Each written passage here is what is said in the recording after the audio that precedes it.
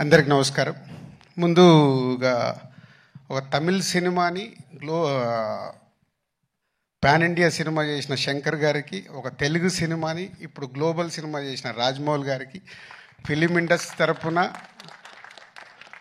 Big కృతజ్ఞతలు sir.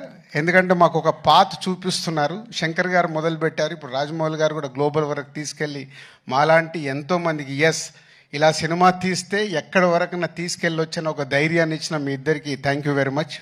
And game changer already మొన్న యుఎస్లో మాట్లాడాను, మళ్ళీ ఫోర్త్కు చాలా దాచుకోవాలి. సో ఈరోజు ఓన్లీ ట్రైలర్. సో శంకర్ గారి విజన్ ఒక్కొక్క స్టెప్గా చూపిస్తూ వెళ్తున్నాం. వారి ఒక్కొక్క పాటలో ఆ గ్రాండియర్ కానీ, వారు చూపించిన మూమెంట్స్ సాంగ్లో చేసినవి కానీ, లిరికల్ వీడియోల ద్వారా కొంచెం కొంచెం సాంగ్లో ఇస్తూ వెళ్ళాం. ఒక టీజర్ ఇచ్చాం, ఈరోజు ఒక ట్రైలర్ వరకు వచ్చాం. సో ఇది ఇంకా నా లెక్కన 40-50%. సో చాలా దాచిపెట్టి శంకర్ గారు 10th రోజు అందరికీ చూపించబోతున్నారు.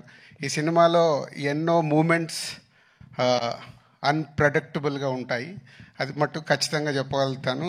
నిన్నే తమన్ బ్యాక్గ్రౌండ్ స్కోర్ చేస్తూ రమ్మంటే ప్రసాద్ ల్యాబ్కి వెళ్తే 2 రీళ్లు చూపించాడు.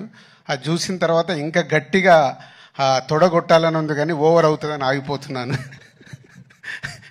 సో 10th వరకు మీలాగే మేము కూడా ఒక ఎగ్జైట్మెంట్ని ఆపుకుంటూ ఒక గొప్ప సినిమా అంటే ఒక కమర్షియల్గా శంకర్ గారు ఎన్నో సినిమాలు నేను ఎప్పుడు చెప్తుంటాను.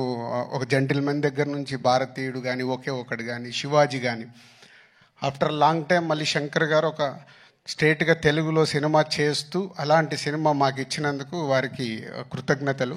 And Ram Charan global star, RRR తర్వాత ఒక గ్లోబల్ స్టార్ హీరోతో చేస్తున్నందుకు, ఈ సినిమా రిలీజ్ తర్వాత రామ్ చరణ్ గారు ఇంకా ఇంతింతై వటుడింతై లాగా పాన్ ఇండియానే కాదు గ్లోబల్ అదర్ కంట్రీస్లో కూడా చాలా అప్రిషియేషన్ వస్తుంది. సో మా పెట్టిన డబ్బులు తిరిగి లాభాలతో వస్తుందని వెయిటింగ్లో ఉన్నాం ఈ సంక్రాంతికి. Thank you very much. Thank you so much Shirish గారు. యాజ్ యూజువలీ మౌనంగానే వారి విషయాన్ని తెలియచెప్పారు.